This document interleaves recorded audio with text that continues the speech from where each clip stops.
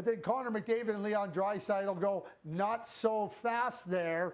We're the lead story, as they should be. Leon Draisaitl with his 1,000th point. I mean, you think about what he has done, but start to think about this, Jay. Think about what he's going to continue to do. I mean, he's well on his way to 1,500, 1,600, 1,700 points in my view. He is so dominant. He is so good. Something just shifted inside the Edmonton Oilers, and it is not what most people expected. While all eyes stayed locked on Connor McDavid, a different pattern kept repeating in game after game. The numbers were clear. The timing was real. And now, Leon Draisaitl has reached a point that changes how this team is understood. But the full story is only starting to unfold. A new pattern began forming in recent games, and it did not come from headlines or highlight reels. It came from the official scoring sheets, where in multiple matchups, Leon Draisaitl recorded multi-point performances, including goals and primary assists. These were not one-time results. And official NHL game reports showed this production happening again and again, and that consistency started to stand out clearly. At the same time, Connor McDavid remained the central figure in league coverage, with his speed and puck control continuing to lead highlight clips. However, when full game data was reviewed, Draisaitl's numbers stayed very close, and in some recent games, he matched or even exceeded McDavid in total points. This did not replace McDavid's role, but it added another layer that became harder to ignore. Game summaries confirmed that Edmonton continued to produce high-scoring results, and in those reports, Draisaitl's name appeared multiple times in scoring plays. He contributed during even-strength shifts and also on the power play. And these were key moments in games, not minor plays, and they directly affected outcomes. Power play data showed a clear structure with Draisaitl positioned in the left circle where he received cross-ice passes and released quick shots.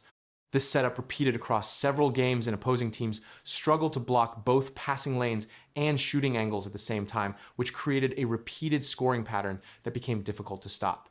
Analysis described Edmonton's offense as a dual threat system, where when McDavid carried the puck, defenders focused heavily on him, which opened space for Draisaitl.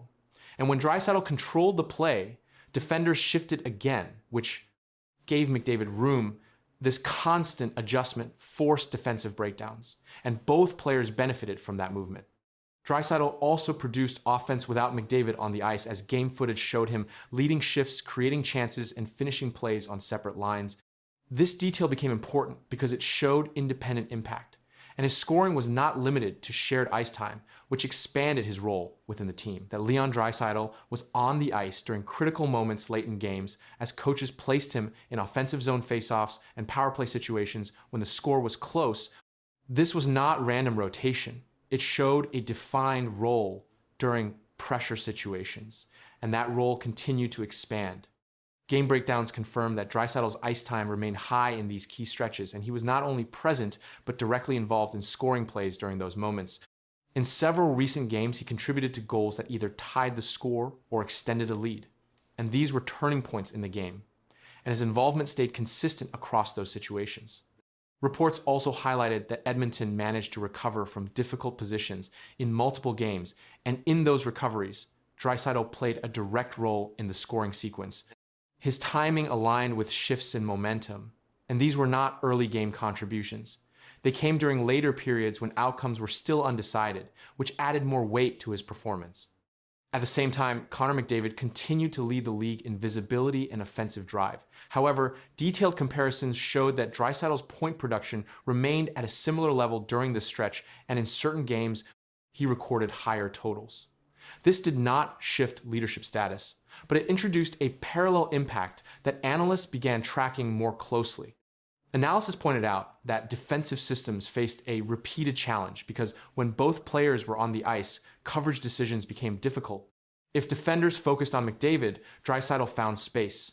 And if coverage shifted toward Draisaitl, McDavid gained speed through open lanes, which forced teams into constant adjustment, and those adjustments often created scoring gaps. Tracking also recorded Draisaitl's performance in face-off situations, where his success rate in offensive zone draws allowed Edmonton to gain immediate control of the puck.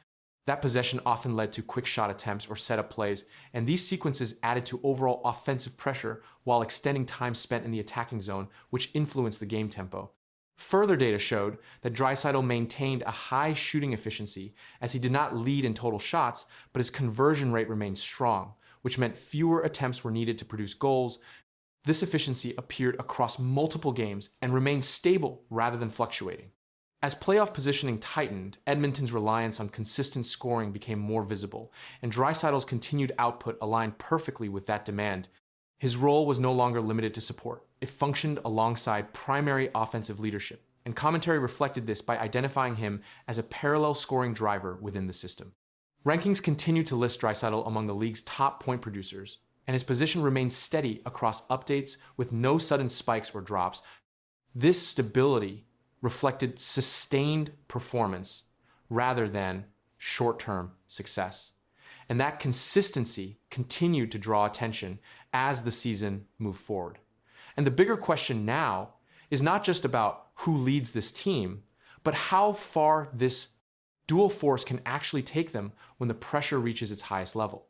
We begin with breaking news coming down just a few short minutes ago out of Vegas. The Vegas Golden Knights have relieved Bruce Cassidy of his duties as head coach. John Tortorella has been named head coach. So this Vegas team making a big change with just 8 games remaining. A championship coach was removed without warning, and a playoff team was shaken at the worst possible moment. And one decision changed everything inside the Vegas Golden Knights locker room. And Bruce Cassidy, the coach who led them to a possible stated offering, Stanley Cup, was suddenly gone. And within hours, a new voice took control, and the move stunned the league. But what happened behind the scenes is where the real story begins. The Vegas Golden Knights made a sudden coaching change during the final part of the regular season, and Bruce Cassidy was removed as head coach. And he had led the team since 2022. And during his first season, the Golden Knights won the Stanley Cup. And that championship marked the first title in franchise history. And his system focused on defense, structure, and discipline. And those elements helped the team succeed at the highest level. Despite that success, the team showed inconsistent results in recent games, and the Golden Knights lost key matchups that affected their position in the standings, and their offensive output dropped in multiple games, and defensive mistakes also appeared more often than before. And these changes came during an important stretch of the season when teams usually aim for stability. But instead, Vegas made a major change. The organization did not provide a detailed explanation for Cassidy's removal, and official statements confirmed the decision, but no specific reason was shared. And this left many observers focused on recent performance, and the team remained in playoff contention at the time of the move. And that detail made the timing unusual because coaching changes rarely happen this late in the season, especially for a team still competing for a playoff spot. Soon after the announcement, John Tortorella was named the new head coach. And Tortorella has many years of experience in the NHL, and he led the Tampa Bay Lightning to a Stanley Cup in 2004. And his coaching style is known for strict structure and accountability. And his teams often focus on strong defense and physical play. And this marked a clear shift from Cassidy's system. Tortorella addressed the media after his appointment, and he said, "We are going to play hard and we are going to play the right way." And this statement reflected his coaching approach, and his past teams have followed similar systems. And practices under Tortorella often include high intensity and detailed structure, and these changes began immediately after he took over. Tortorella has a long record in the NHL, and he has coached multiple teams over more than 2 decades. And his career includes over 700 wins. And his teams are known for blocking shots, limiting space, and maintaining discipline on the ice.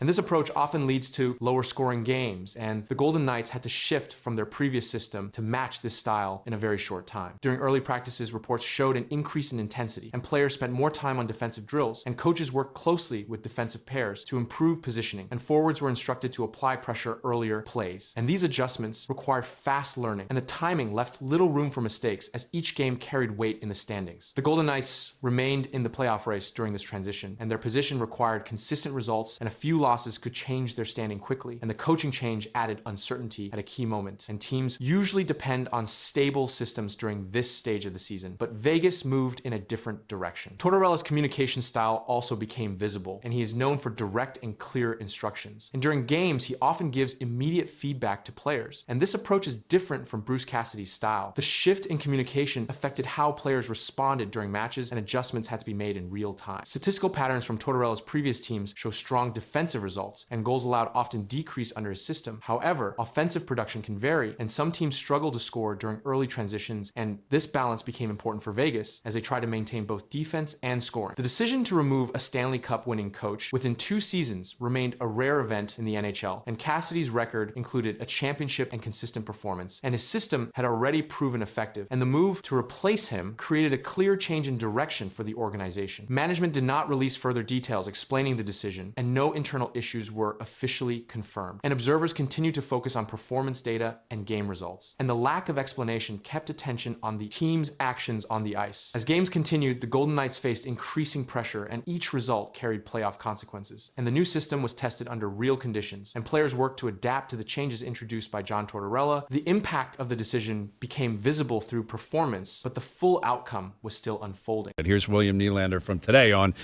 what he has seen this year and maybe what he thinks has possibly gone wrong with the Leafs.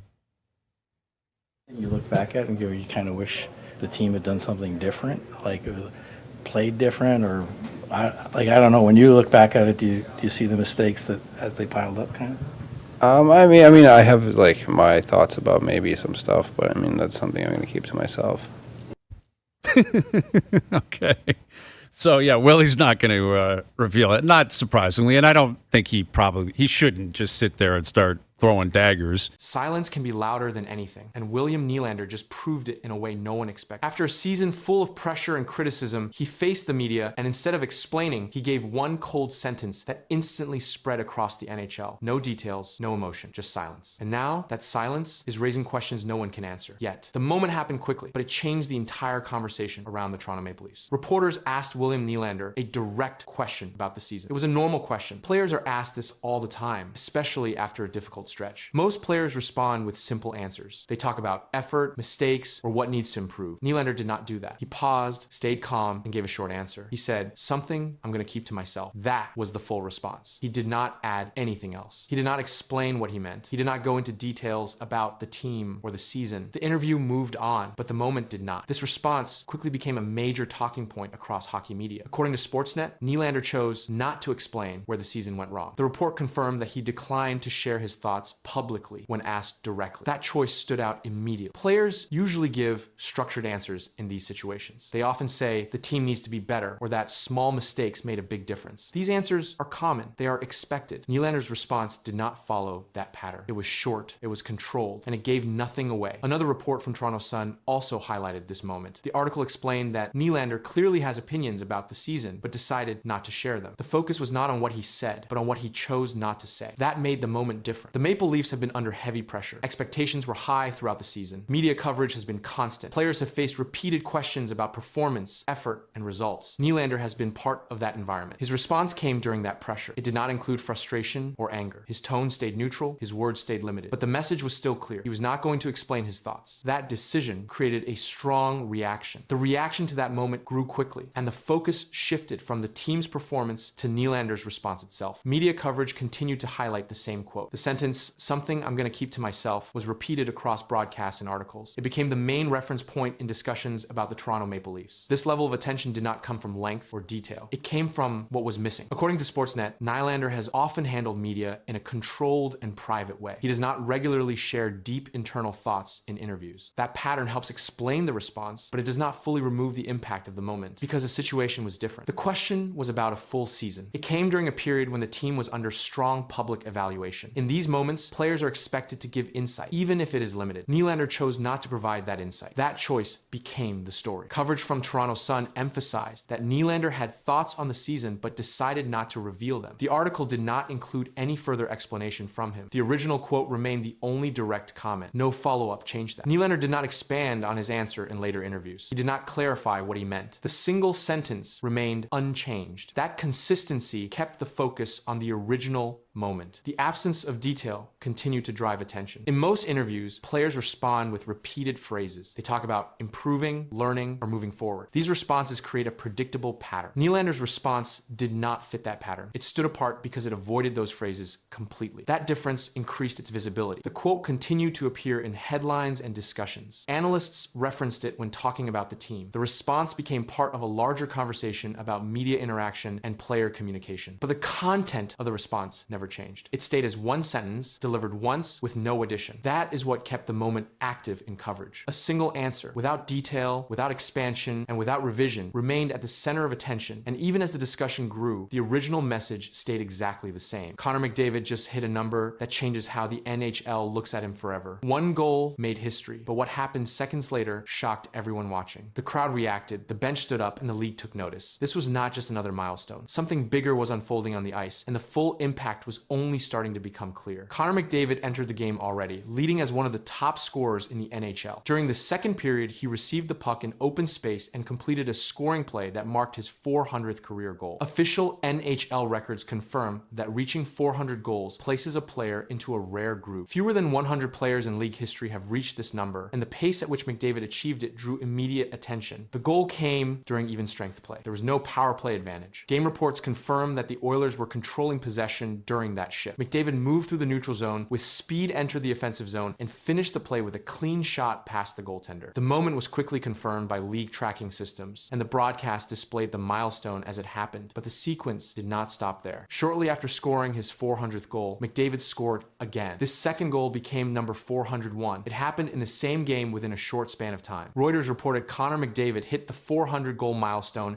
and added another as the Oilers secured the win. That update confirmed both goals as part of a single performance, and it shifted the focus from just the milestone to the speed at which he moved beyond it. The Oilers continued to apply offensive pressure after the goals. McDavid remained active in play, contributing to multiple scoring chances. Game summaries show that he recorded more than just goals, as he remained involved in puck movement and offensive setups. His presence on the ice continued to affect the pace of the game, and opposing defenders were forced to adjust their positioning. Career data shows that McDavid has reached every major scoring milestone at a fast rate. Since entering the NHL in 2015, he has consistently produced high numbers each season. He reached 100 goals, then 200, and then 300 in fewer games than many players in the modern era. The 400 goal mark follows the same pattern, and that consistency has been tracked across official league statistics, but this latest moment added a new level to the discussion. McDavid's current total places him among the top active goal scorers in the NHL. Updated league data shows that his scoring rate remains steady across seasons. He has not shown long scoring gaps, and game logs confirm consistent production year after year. This pattern has been a key factor in how quickly he reached 400 goals, and it continues to shape how teams prepare to face him. The Oilers system relies heavily on speed and puck control. McDavid plays a central role in that structure. In the milestone game, his goals follow the same pattern seen throughout his career. He carried the puck through the neutral zone, created space, and finished plays under pressure. Shot data from the game confirms that both goals came from high probability scoring areas, which reflects his ability to position himself effectively during offensive plays. Defensive matchups against McDavid often involve top defensive pairings. Opposing teams attempt to limit his time with the puck by closing gaps early and applying pressure in the neutral zone. Despite these efforts, recent game reports show that he continues to generate scoring chances at a high rate. His speed allows him to move past defenders quickly, and this factor was visible again during the milestone performance. Statistical comparisons place McDavid among the fastest players to reach 400 goals in the salary cap era. Historical data shows that many players who reach this mark go on to surpass 500 goals. Based on current scoring trends and age-related performance models, projections indicate that he remains on pace for higher milestones if production continues at the same level, and that projection has been included in multiple reports following the game. The timing of the milestone also aligns with the later stage of the regular season. Teams are competing for playoff positions, and performance during this period carries added importance. Game results show that the Oilers secured a win during the milestone match, linking individual achievement with team success. This connection has been noted in post-game coverage, as McDavid's scoring directly contributed to the outcome. Broadcast footage confirmed the exact moments of both goals. Commentators acknowledged the milestone in real time, and replays were shown across multiple angles. The sequence of goal number 400, followed quickly by 401, remained a central focus in coverage. This rapid progression changed how the event was viewed, shifting it from a single milestone to a broader performance moment that continued to draw attention after the game ended.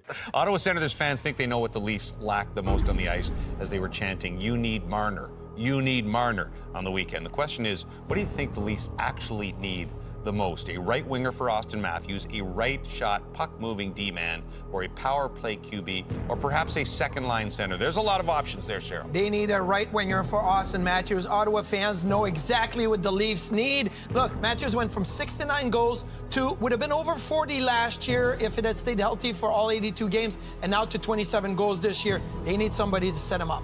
The Toronto Maple Leafs are facing a moment that could change everything. Behind the scenes, pressure is building around one of their biggest stars, Mitch Marner. His name is now at the center of growing trade talk, fueled by contract weight and playoff results. At the same time, concerns around team form and key player performance are rising, and what happens next could reshape the entire franchise. The discussion around Mitch Marner has intensified as the Toronto Maple Leafs move closer to the playoffs.